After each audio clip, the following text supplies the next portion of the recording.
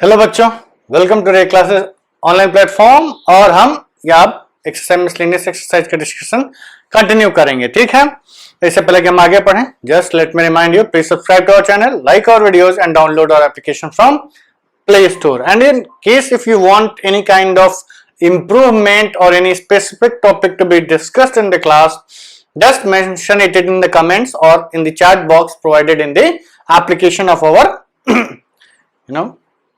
Channel. ठीक, चलिए question number 4। पिछली वीडियो में हमने 3 क्वेश्चंस डिस्कस किए थे। क्वेश्चन नंबर 4 मिसलेनियस एक्सरसाइज है, टाइम लगेगा, पेशेंटली करिएगा, जल्दीबाजी नहीं। क्वेश्चन समझ में आना ज्यादा जरूरी होता है। देखिए, ये मैटर नहीं करता कि आपने कितने क्वेश्चंस कर लीजिए।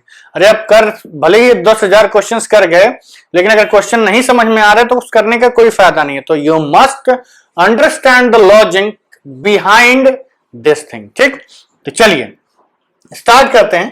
पहले हम इस क्वेश्चन को समझते हैं। क्वेश्चन ये कह रहा है कि यहां पर हमने जो 4 कंडीशंस लिखी हुई हैं, A is a subset of B, A minus B is 5, A union B is B and A intersection B is A. ये चारों इक्विवेलेंट है, मतलब एक ही पर्टिकुलर केस को ये सब डील कर रहे हैं। कौन से केस को? A is a subset of B. ऐसा नहीं है कि A is a subset of B, ये इन चारों में से कोई को भी ले लीजिए, इन चारों में से आप किसी को भी ले लीजिए, तो अगर कोई भी एक ट्रू होगी तो ये बाकी तीनों अपने आप ट्रू हो जाएंगे। इक्विवेलेंट का मतलब क्या है? कोई भी एक ट्रू हुई तो बाकी तीनों अपने आप ट्रू। ये ट्रू है, इसका मतलब बाकी तीनों ट्रू हो जाएंगे। तो चलिए हम पहले इसका एक डायग्राम बनाते हैं। तो चलिए लेट्स सी। पहले इसको समझना ज्यादा जरूरी है। देखने लिखने के लिए तो हम रीजंस लिखते ही जाएंगे, कुछ नहीं तो अब हम अगड़म बगड़म भी लिख दो, कौन इतना ध्यान से देखता है। But you must be able to understand that what you are writing is absolutely right। गलती मत हो। तो क्वेश्चन ये कह रहा है कि एक यूनिवर्सल सेट है जिसका किसी मेंशन नहीं है, उसकी जरूरत भी नहीं है। उसने बोला कि 2 सेट्स आपने दिए हुए हैं B and A.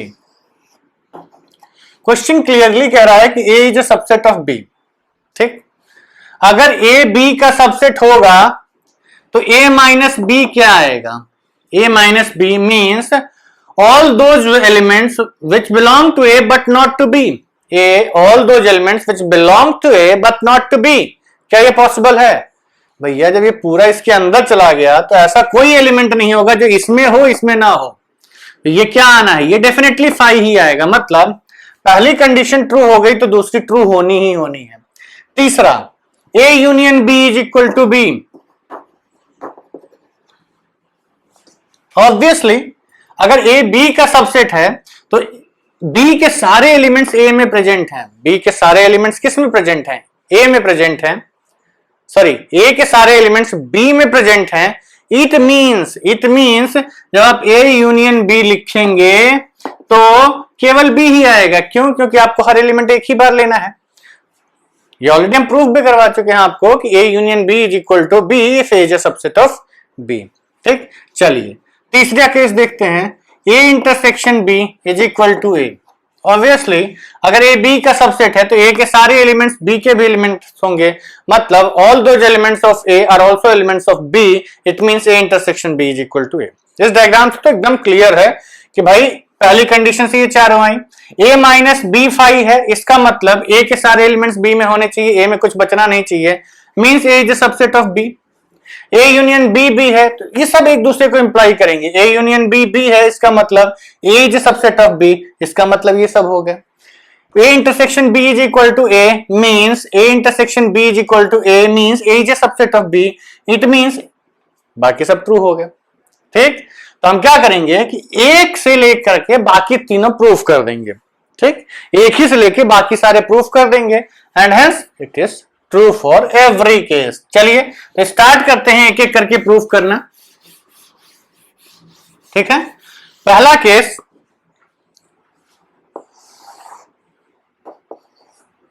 A is a subset of B. हमें प्रूफ क्या करना है? A minus B is equal to 5। To prove that, ये गिवन है आपको। To prove that a minus B is equal to. ठीक, चलिए स्टार्ट करते हैं।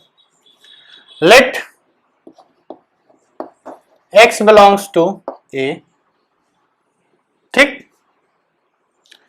This implies that x belongs to B also because, reason लिख दीजिएगा, since A is a subset of B। क्यों? क्योंकि A B का सबसेट है, इसलिए A का हर एलिमेंट B में बिलोंग करना चाहिए, ठीक।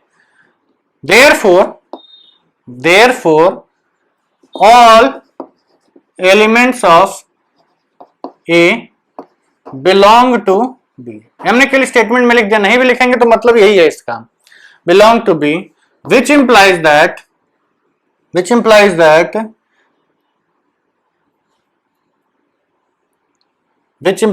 हमें proof A minus B five कि elements there are no elements which belong to A but not B। समझिएगा, ये स्टेटमेंट सफिशिएंट है। ऑल एलिमेंट्स ऑफ ए, ये कैपिटल लिखिएगा, all elements of A belong to B implies that there are no elements which belong to A but not B. भाई इसके सारे elements अगर इसमें चले गए तो ऐसे एलिमेंट्स बचेंगे क्या आपके पास? A belongs A but not B, x belongs to A, this implies that x belongs to B, which implies that, ये स्टेटमेंट केवल हमने समझाने के लिए लिखा है, ये स्टेटमेंट हमने केवल आपको समझाने के लिए लिखा है। इसके बाद भी आप लिख सकते हैं कि x belongs to A, which implies that x belongs to B, which implies that कि A minus B is 5। A के सारे एलिमेंट्स अगर B में चले गए तो A में कुछ बचेगा ही नहीं ना, A minus B 5 है। This implies that A is a subset of B implies to A minus B is equal to 5। उसने बोला इक्विवेलेंट, इक्विवेलेंट का मतलब होता है दोनों साइड, इससे ये भी मिलना चाहिए, इससे ये भी मिलना चाहिए। तो चलिए दूसरी साइड भी आपको प्रूफ करनी पड़ेगी। तो चलिए हम मान लेते हैं कि late A minus B is equal to 5, A minus B is equal to 5, ठीक। या फिर गिवन हम लेते हैं, पहले हमारा गिवन लेंगे ना, गिवन हमारा है a minus B is equal to 5। हमको प्रूफ करना है कि a is a subset of b, ठीक। चलिए, since a minus B is equal to 5, which implies that there are no elements which belong to A but does not belong to B। ऐसे कोई elements नहीं है जो A को belong, A minus B 5 है, इसका मतलब ऐसे कोई एलिमेंट्स नहीं है जो A को बिलोंग कर रहे हैं बट नॉट टू B। देखिए आप इसका डायरेक्टली लिख सकते हैं कि this implies that X belongs to A, this implies that X belongs to B। Direct statement लिख सकते हैं, लेकिन समझना जरूरी है, इसलिए हम इतने इलेबोरेट स्टेप्स लिख रहे हैं। और आप इसके बाद डायरेक्टली लिख दीजिए this implies that X belongs to A implies that X belongs to B means X is a subset of B।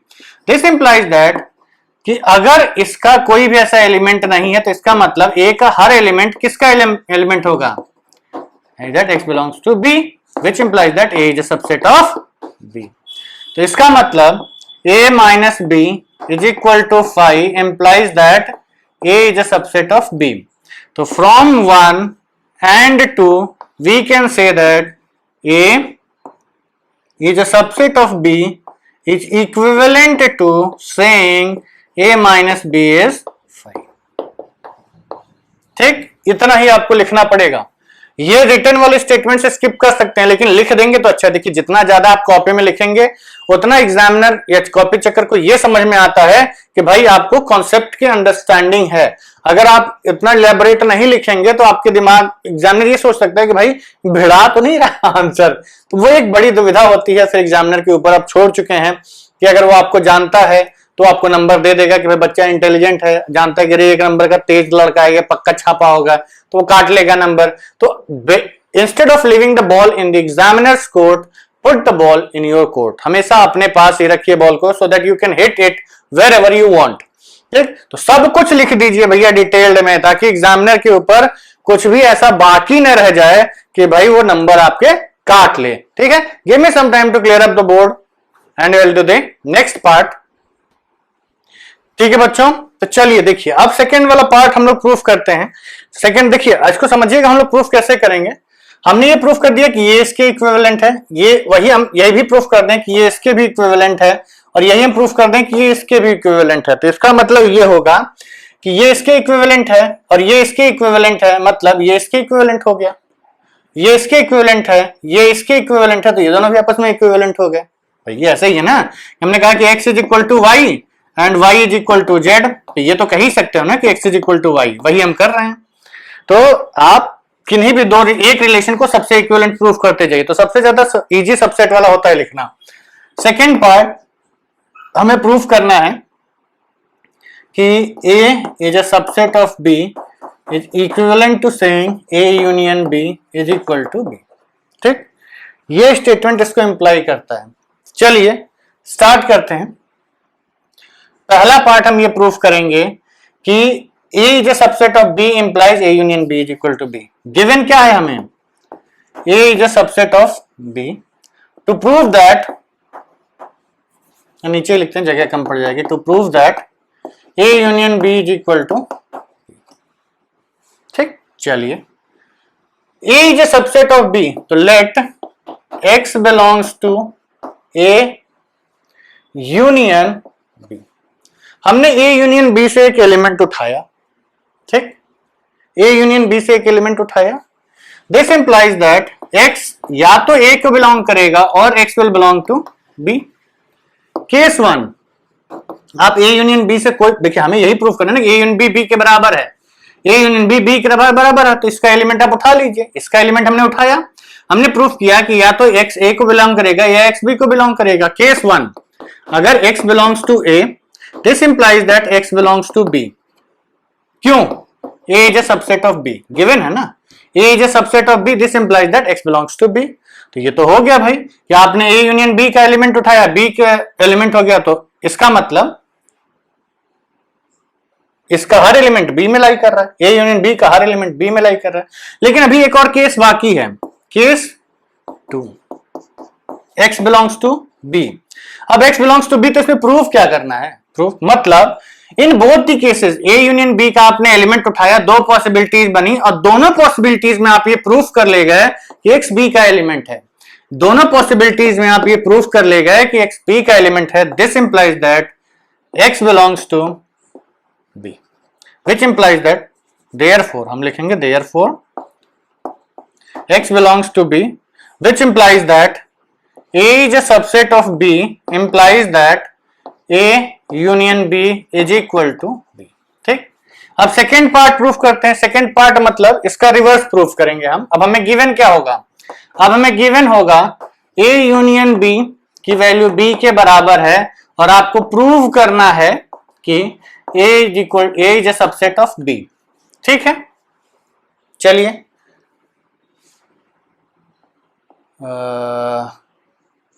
let X belongs to A, let X belongs to A, हमने A का एक element उठाया। This implies that X will belong to what? अगर X A को belong कर रहा है तो X will also belong to A union B। X अगर A को बिलोंग कर रहा है तो A यूनियन B में तो बिलोंग करेगा ही ना, बिकॉज द डेफिनेशन सेज कि X belongs to A और B, X belongs to A, it means it belongs to A union B, ये तो डेफिनेशन है। आगे बढ़ते हैं, this implies that X belongs to A union B, A union B। अब देखिए इसका रीजन भी आप लिख सकते हैं कि A is a subset of A union B, तो अगर A को बिलोंग करेगा तो A यूनियन B को भी बिलोंग करेगा, रीजन लिखते जाइएगा। तो X belongs to A union B means X belongs to B। क्यों? क्योंकि A union B is equal to B आपको गिवन है, A union B is equal to B आपको गिवन है। वेरी गुड, आपने प्रूव कर दिया भैया कि हमने A का एलिमेंट उठाया, वो कहां मिल गया? B में मिल गया। This implies that A union B is equal to B implies that A is a subset of B। कैसे? X का हर एलिमेंट, A का हर एलिमेंट B में बिलोंग कर रहा है, A का हर एलिमेंट B में बिलोंग कर रहा है, it means A is a subset of B। तो this implies that A is a subset of B implies that A union B is equal to B and reverse also। ये equivalent हो गए। तो हमने ये प्रूफ कर दिया कि 1 2 के इक्विवेलेंट है, 1 3 के इक्विवेलेंट है, तो ऑब्वियसली हम ये कह सकते हैं कि 2 3 के इक्विवेलेंट है। तो इन तीनों का तो हो गया, अब चौथा बाकी है। ठीक है, give me some time to clear up the board and then we will proceed with the fourth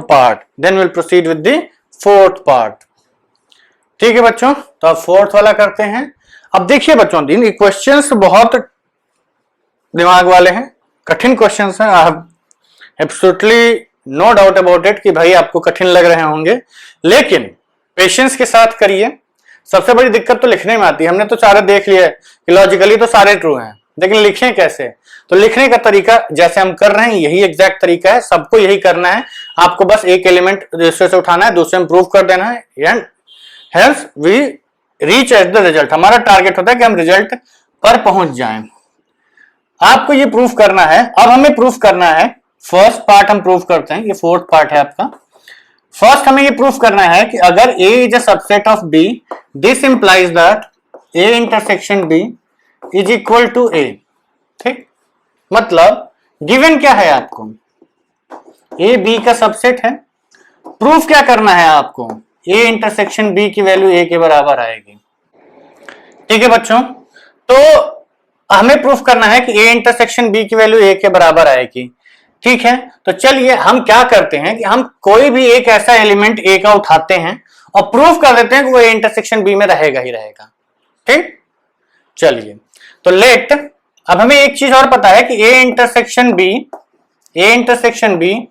A का सबसेट होता है, A इंटरसेक्शन B A का सबसेट होता है। ठीक, तो इसका मतलब दिस इंप्लाइज दैट, अब हमें क्या करना है? let x belongs to A, this implies that x belongs to B also। मतलब कैसे? x A को बिलोंग कर रहा है, तो हमने ये कैसे लिख दिया कि x B को भी बिलोंग करेगा? क्यों? क्योंकि हमको गिवन है कि A is a subset of B, अब हमने x A का एक एलिमेंट उठाया और हमने ये प्रूफ कर दिया कि अगर x A का एलिमेंट है तो वो B का भी एलिमेंट होगा। x A का एलिमेंट है तो वो B का भी एलिमेंट होगा, because A intersection B। This implies that x belongs to A and x belongs to B। अब ये केस कब होता है? जब x A और B दोनों को बिलोंग करता है। तो इसका क्या मतलब होता है कि x belongs to A intersection B both. Means कि अगर A is a subset of B है, इसको हमने यूज किया। This implies that A is a subset of B implies that A intersection B is equal to A। A का element इसमें lie कर गया, ठीक। चलिए सेकेंड पार्ट हम ये कहेंगे कि अब हमें गिवन क्या है? अब हमें गिवन है कि A इंटरसेक्शन B की वैल्यू A के बराबर है, और आपको प्रूव करना है अब उल्टा कि A is a subset of B। ठीक, सेम लॉजिक लगाइए बच्चों, क्वेश्चंस को लॉजिकली सोचते रहिए, रिलेट करते रहिए और लिखते रहिए। ठीक, तो चलिए हमें ये प्रूफ करना है कि A is a subset of B, मतलब अगर हम A का कोई भी एलिमेंट उठाएं तो वो B में मिल जाना चाहिए। A का कोई भी एलिमेंट उठाएं तो वो B में मिल जाना चाहिए। तो let x belongs to A, हमने A का कोई भी एक एलिमेंट उठा लिया। This implies that x belongs to what? A intersection B।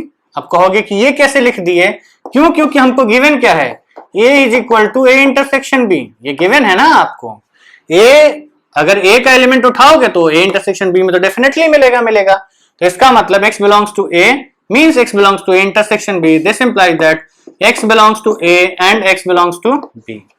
अब x A को भी बिलोंग कर रहा है, B को भी बिलोंग कर रहा है। This implies that x belongs to A implies x belongs to B। मतलब A का कोई भी एलिमेंट उठा लो वो हमेशा B में मिलेगा ही मिलेगा। तो इसका क्या मतलब हुआ? A is a subset of B। A is a subset of B। ध्यान रखिएगा। तो यहां से हम कहेंगे कि A intersection B is equal to A implies that A is a subset of B। Therefore, we can say that A intersection B is equal to A implies that A is a subset of B, and A is a subset of B implies that A intersection B is equal to A। Hence proof। तो ये आपके चारों proof, आपने ये proof कर दिया कि ये इसके इक्विवेलेंट है, ये इसके इक्विवेलेंट है तो ये भी इसके इक्विवेलेंट हो गया, आपने प्रूफ कर दिया ये इसके इक्विवेलेंट है तो ये भी इसके इक्विवेलेंट हो गया, ये भी इसके इक्विवेलेंट हो गया, तो सब एक दूसरे के इक्विवेलेंट हो गए। ठीक, तो इतना आपको लिखना ही पड़ेगा। ठीक है बच्चों, give me some time to clear up the board. ठीक है बच्चों, तो अगला क्वेश्चन बोर्ड पे लिखा हुआ है, एनसीईआरटी वाले आपकी इस टाइप के क्वेश्चंस की बहुत अच्छी प्रैक्टिस करवा रहे हैं। क्वेश्चन ये कह रहा है कि इफ आपको ये शो करना है कि अगर ए बी का सबसेट है तो सी minus B C minus A का सबसेट होगा, सी minus B C minus A का सबसेट होगा। वेरी गुड, कोई दिक्कत नहीं। पहले समझ लेते हैं क्वेश्चन क्या कह रहा है, समझ लोगे तो प्रूफ करने में आसानी आएगी। ठीक, चलिए let's try to understand. Question ने ये कहा कि आपके पास 3 सेट्स गिवन है, ए बी का सबसेट है, तो अगर ये हमारा बी है तो ए बी का सबसेट है तो बी के अंदर चला गया। ठीक है, ए बी का सबसेट है तो ए बी के अंदर चला गया। अब हमने एक सेट उठाया सी, सपोज करिए सेट सी कुछ भी हो सकता है, एक ही होगा, ये ए है ये बी है, ठीक, सॉरी ये सी है। अब हमें ये प्रूफ करना है, इस टाइप की कंडीशन दी हुई है कि ए बी का सबसेट है और सी एक तीसरा सेट है, तो हमने सी में से बी को माइनस किया, सी में से बी को माइनस करोगे तो हर एक वो एलिमेंट मिलेगा जो सी में है पर बी में नहीं है। ठीक, हम दूसरे कलर से बना देते हैं कि सी माइनस ए क्या होगा, तो सी माइनस ए बच्चों ध्यान से देखिए, तो let me use blue colour. तो सी माइनस ए जब करोगे तो वो एलिमेंट आएंगे जो सी में है लेकिन ए में नहीं है। ठीक, ये वाले एलिमेंट्स ध्यान से देखिएगा, देखिए सेट बाहर चला गया उससे कोई मतलब नहीं है, सेट सी अंदर ही है इसके। ठीक, अब ध्यान से देखिए, क्या हम ये कह सकते हैं, क्या हम ये कह सकते हैं कि सी माइनस बी ये है आपका, ठीक, और सी माइनस ए क्या है, ये वाला पोर्शन है, तो सी माइनस ए में हमेशा ज्यादा एलिमेंट्स होंगे क्योंकि ए में कम एलिमेंट्स थे तो सी में ए माइनस ए में ज्यादा मिल गए। तो अब ऑब्वियस सी बात है कि सी माइनस ए बड़ा सेट है और सी माइनस बी छोटा सेट है, तो इसका मतलब C minus A C minus B, reason ये नहीं है लेकिन डायग्राम से क्लियर है कि C minus B C minus A का सबसेट है, C minus B is a subset of C minus A. Proof करना है तो चलिए प्रूफ करते हैं, तो हम कहेंगे कि सॉल्यूशन नहीं प्रूफ, लेट सॉरी गिवन क्या है, गिवन है A is a subset of B। Proof क्या करना है, to prove that C minus B is a subset of C minus A। चलिए लेट इसका हम एलिमेंट उठाएंगे, प्रूफ कर देंगे कि इसका उठाया गया हर रैंडम एलिमेंट इसका एलिमेंट है, इसका उठाया गया हर रैंडम एलिमेंट इसका एलिमेंट है। तो चलिए let x belongs to C minus B, C minus B का हमने एलिमेंट उठाया, इसका मतलब दिस बिलोंग इंप्लाइज दैट ये किसके बात करता है, वैसे एलिमेंट्स जो सी में तो हैं बी में नहीं है, सी में तो है बी में नहीं है, सी में से बी वाले एलिमेंट्स हटा दिए थे, तो x belongs to C and x does not belong to B, x does not belong to B. अब इसके बाद वाला स्टेटमेंट सबसे इंपॉर्टेंट है, ध्यान दीजिएगा, x belongs to C and x does not belong to a। अब ये हमने कैसे लिख दिया, ये हमने ऐसे लिख दिया कि भैया ए जो सबसेट ऑफ बी दिया हुआ है तो ए के सारे एलिमेंट्स बी में हैं, अगर ए के सारे एलिमेंट्स बी में हैं तो अगर ये एलिमेंट बी में ही नहीं मिला तो ए में कहां से मिल जाएगा, अगर ये एलिमेंट बी में ही नहीं मिला तो ए में कहां से मिल जाएगा, ये तो बी तो ए का सबसेट है ना।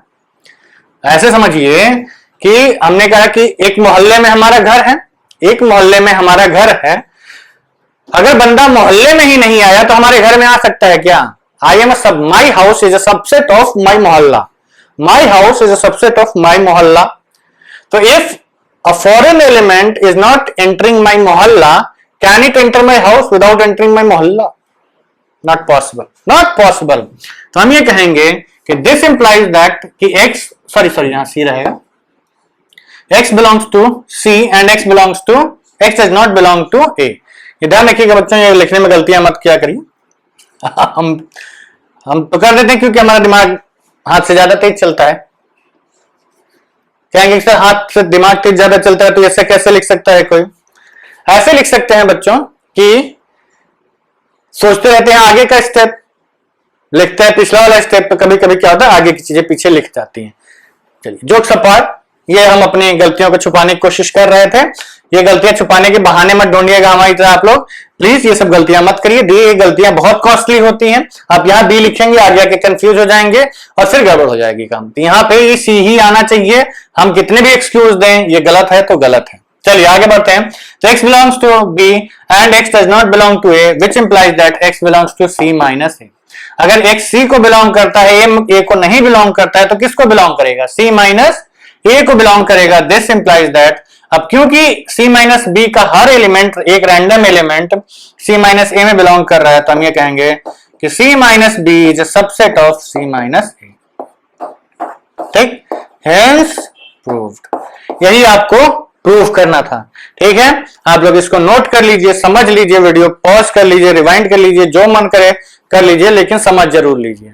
ठीक है बच्चों, तो अगला क्वेश्चन हमने बोर्ड पे लिखा हुआ है, क्वेश्चन नंबर 6। ये कह रहा है कि assuming PA is equal to PB, you have to prove that A is equal to B। ठीक है, हर क्वेश्चन उसी टाइप का है। आपको इसका एक रैंडम एलिमेंट उठाना है, प्रूफ करना है किसका। देखिए लॉजिकली, देखिए हर क्वेश्चन में आपको लॉजिक अपने हिसाब से ढूंढना पड़ेगा। ऐसा नहीं है कि एक ही लॉजिक से सब क्वेश्चन हो जाए, लेकिन ये तो तय है कि भाई अगर एक सेट का आपने पावर सेट लिखा, दूसरे सेट का आपने पावर सेट लिखा और एग्जैक्टली सेम मिल गया, तो सेट तो सेम होने ही होने हैं। क्यों? क्योंकि इसके सारे सबसेट्स इसके सबसेट्स हैं, इसके सारे सबसेट सबसेट्स हैं। तो हर एलिमेंट के जब आप सबसेट सारे सबसेट्स अपने बनाए वो बराबर हो गया, तो इसका मतलब एलिमेंट्स बराबर रहे होंगे। ठीक, चलिए प्रूफ कर देते हैं इसको। तो हमको गिवन क्या, to prove that A is equal to B, given क्या है हमको? गिवन है power set of A is equal to power set of B। चलिए प्रूफ करते हैं हम लोग। लेट, हम क्या करेंगे, अब इस केस में हम एलिमेंट नहीं उठाएंगे, इस केस में हम सबसेट उठाएंगे। इस केस में हम एलिमेंट नहीं उठाएंगे, हम सबसेट उठाएंगे। अगर हमने ये प्रूफ कर दिया, अगर हमने ये प्रूफ कर दिया कि A का हम कोई भी रैंडम सबसेट उठा रहे हैं और वो B का भी सबसेट है, मतलब A का आप कोई भी रैंडम सबसेट उठा रहे हैं वो B का भी सबसेट हो जा रहा है, तो इसका मतलब हर एक एलिमेंट A का B में भी मिल रहा होगा, हर एक एलिमेंट A का B में भी मिल रहा होगा। तो चलिए let X be a subset of, यहां पर आप कैपिटल लेट P नहीं से M लेते हैं, say M be a subset of A। हमने कोई भी इसका एक A का सबसेट बनाया। This implies that M will be an element of what? Power set of A। M will be an element of power set of A. This implies that M will be an element of power set of B. क्यों? क्योंकि power set of A is equal to power set of B. Power set of A is equal to power set of B. तो ये लिख दिया आपने। इसका मतलब है कि M is a subset of B also. हम A का कोई भी सबसेट उठा रहे हैं तो वो B का सबसेट मिल जा रहा है। देखिए ये जरूरी नहीं है कि A और B बराबर हो जाए, भी नहीं, लेकिन हम ये कह सकते हैं कि अगर A का हर सबसेट B का भी सबसेट है, A का हर सबसेट B का भी सबसेट है, तो इसका मतलब A के सारे एलिमेंट्स इसमें प्रेजेंट होंगे, A के सारे एलिमेंट्स इसमें प्रेजेंट होंगे। This implies that A is a subset of B। हमने M का A का एक सबसेट बनाया, कहा कि अगर ये इसका सबसेट है तो इसका एलिमेंट होगा, इसका एलिमेंट होगा, इसका मतलब A का हर सबसेट B का सबसेट है। B के और भी सबसेट्स हो सकते हैं, लेकिन A का हर सबसेट B का हर सबसेट है, तो इसका मतलब A is a subset of B। अब हमें और क्या प्रूफ करना है कि B is also a subset of B। उल्टा लिख दो इसका, या फिर सिमिलरली भी लिख सकते हैं, power set of A power set of B। हमें दूसरी जगह चाहिए थोड़ी इस साइड, तो हम कहेंगे also let N be a subset of B. This implies that what? N will be an element of power set of B. ध्यान रखिएगा सबसेट कब रहेगा, कब एलिमेंट रहेगा। Power set is a set which contains all the subsets of B. Power set is a set which contains all the subsets of B. इसका मतलब N is an element of power set of B, which implies that N is an element of power set of A. क्यों? क्योंकि power set of A is equal to power set of B। ये हमें given है question में। तो इसका मतलब n is also a subset of A। तो एवरी सबसेट ऑफ, रीजन भी लिख दीजिएगा, every subset of A is also a subset, sorry B, इस केस में B है, B is also a subset of A. This implies that every element of B is an element of A, which implies that B is a subset of A. B is a subset of A from 1 and 2. This implies, therefore we can say that A is equal to B. ठीक, ये reason more than sufficient है इस बात को proof करने के लिए कि A और B दोनों की वैल्यू बराबर ही होगी। A और B दोनों की वैल्यू बराबर ही होगी। ठीक है बच्चों, give me some time to clear up the board and then we will proceed with the next question.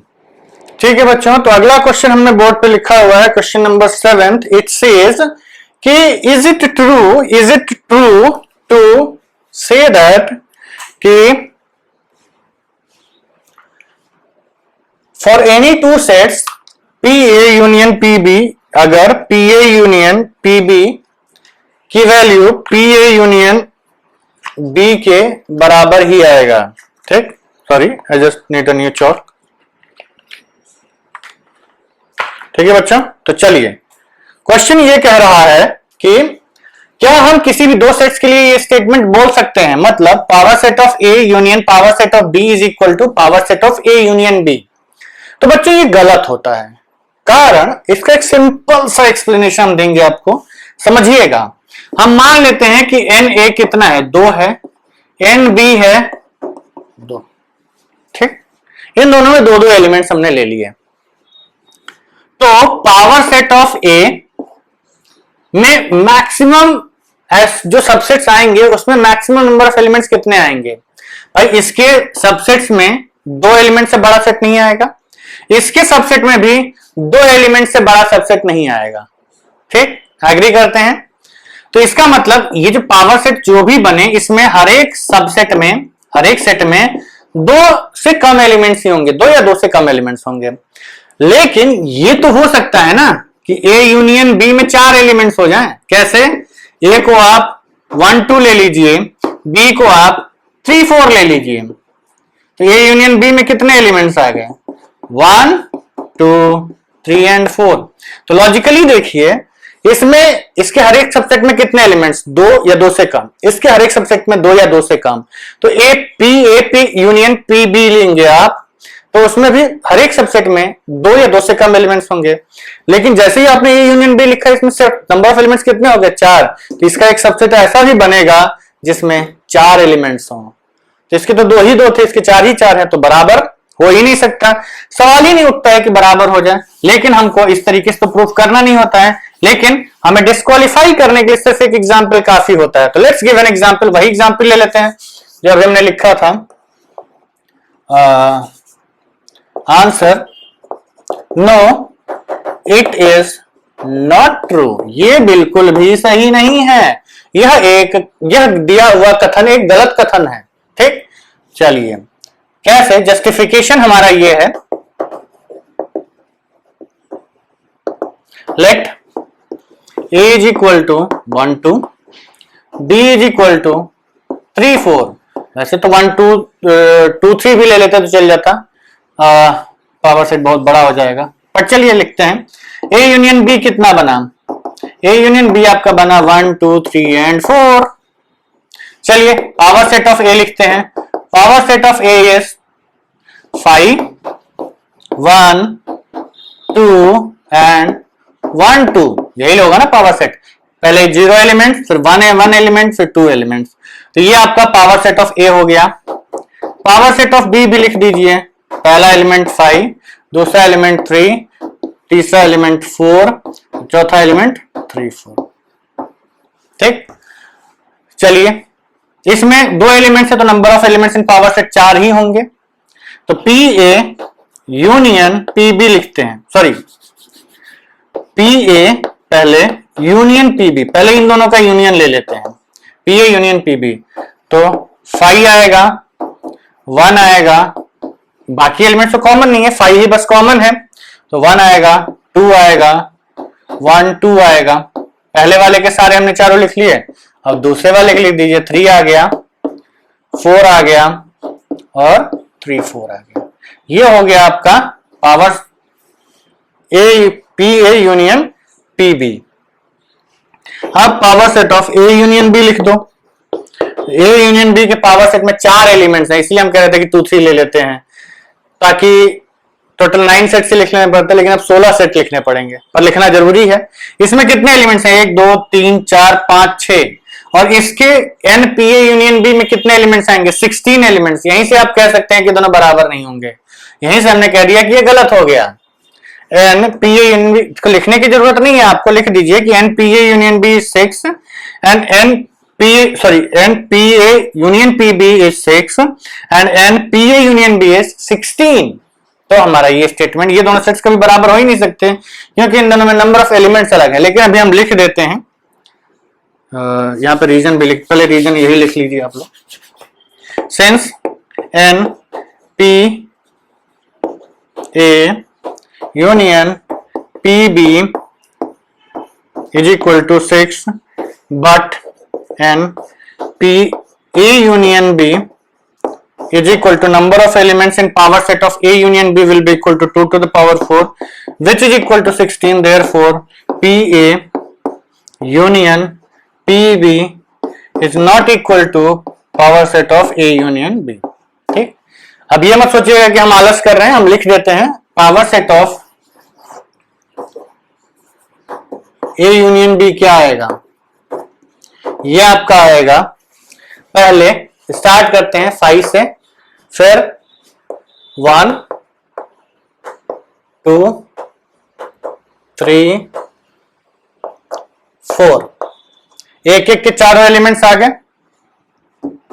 अब दो दो लिखिए, तो 1 की पेयरिंग 2 के साथ, 1 की पेयरिंग 3 के साथ, 1 की पेयरिंग 4 के साथ, 1 की सबके साथ होगी। अब 1 की पेयरिंग 2 की पेयरिंग 3 के साथ, 3 की पेयरिंग 2 की पेयरिंग 4 के साथ, अब 2 की पेयरिंग सबके साथ हो गई। अब 3 की पेयरिंग 4 के साथ तो अब 1 की भी सबके साथ होगी, 2 की भी सबके साथ होगी, 3 की भी सबके साथ होगी। अब 3 3 वाला लो, तो 1 2 के साथ 3, 1 2 के साथ 4, कितने एलिमेंट्स हो चुके हैं? 1 2 3 4 5 6 7 8 9 10 11 12 13 14 15 16, 3 एलिमेंट्स और लिखने हैं, एक एलिमेंट तो यही है। तो 1 2 4 हो गया, तो 1 2 3 हो गया। अब एक 2 3 4 होगा और एक 1 3 और 4 होगा, और लास्ट एलिमेंट है 1 2 3 एंड 4। ये सेटअप बन, काउंट कर लीजिए, 1 2 3 4 5 6 7 8 9 10 11 12 13 14 15 और 16, टोटल कितने एलिमेंट्स आ गए? 16।